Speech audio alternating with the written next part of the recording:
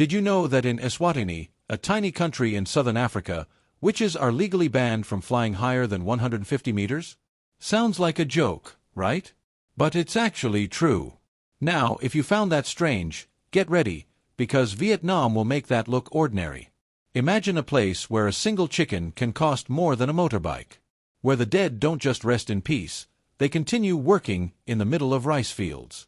Where drinking coffee can involve animal poop.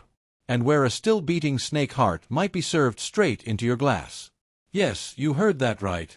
Today, we're taking you on a journey through Vietnam, a country that feels like it was built with the logic of a parallel universe. A place where culture, legends, customs, and even traffic insults are so wild, so unique, you'll start questioning if this place is real at all. The mythical origin of Vietnam, Children of the Dragon and the Fairy.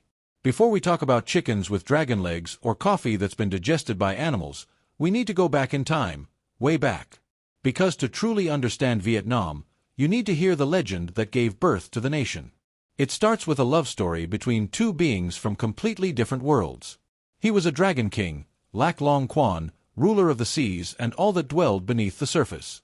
She was O Ko, a mountain fairy, protector of forests and highlands. Despite their differences, the two fell deeply in love. Their union was magical. And together they had 100 eggs. Yes, eggs. From those eggs hatched 100 children, who would go on to become the ancestors of the Vietnamese people. But even magical love has limits. The Dragon King longed for the sea, while the fairy missed the mountains. So, in peace, they decided to separate. Each took 50 of their children. Lac Long Quan led his half to the coast, and O Ko returned to the mountains with the rest. This myth is more than just a story, it's a cultural foundation.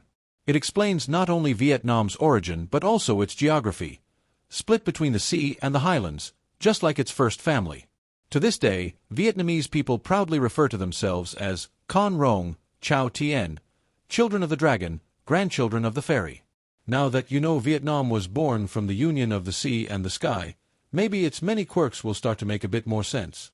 The dragon chicken, Dong Tao. Let's start with one of the most unusual animals you'll ever see, the Dong Tao chicken.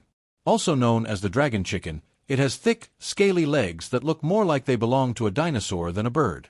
These chickens are rare and extremely expensive. Some can cost over $2,000. Why?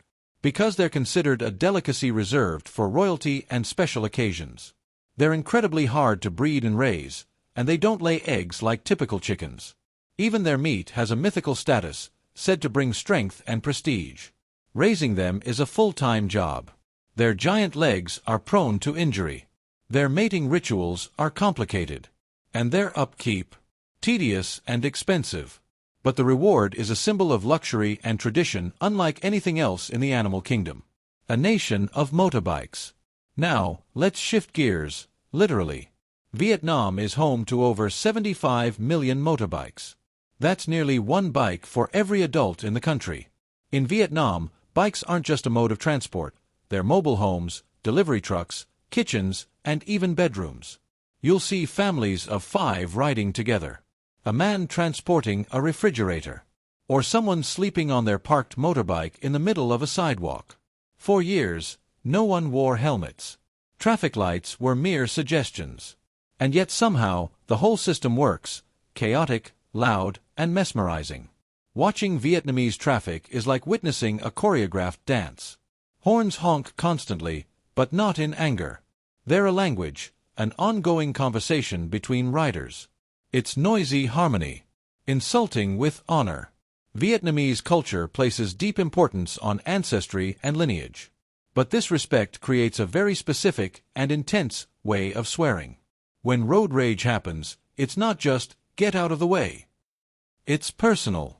You might hear someone scream an insult not just at the driver, but at their entire bloodline. Mother, father, ancestors.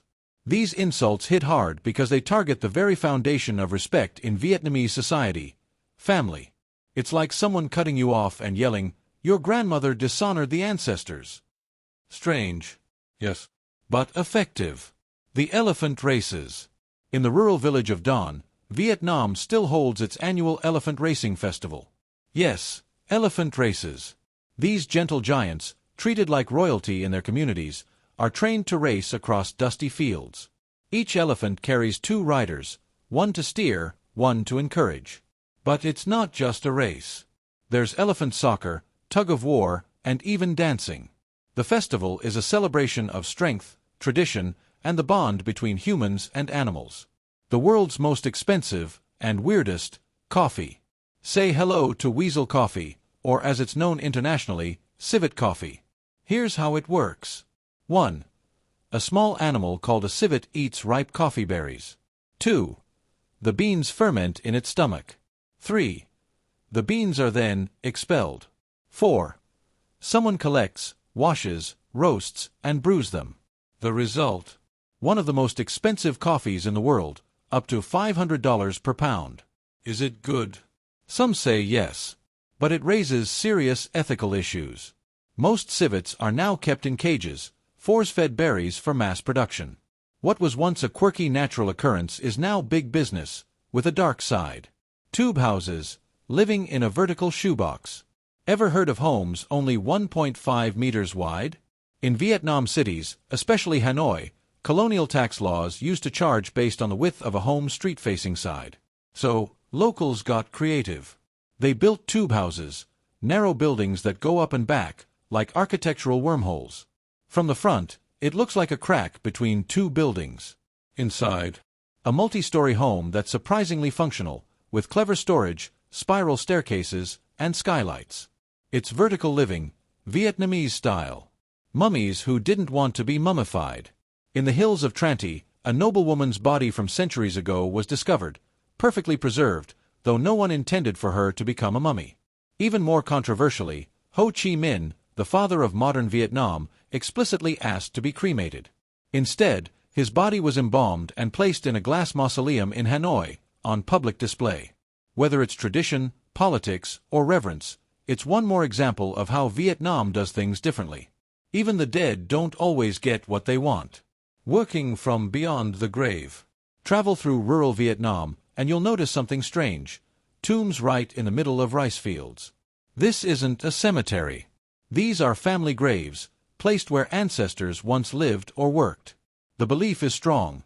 The dead protect the land, bless the harvest, and watch over the living. Instead of being separated from daily life, the dead remain part of it, literally working the land alongside the living. Funeral rituals and the cult of the dead. Vietnam's funeral customs are profound. Families hold wakes at home. Mourning clothes vary by relationship. Children wear white headbands, while parents of the deceased may shave their heads.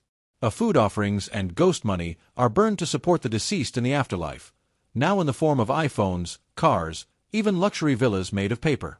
The mourning period can last from 49 days to 3 years, depending on the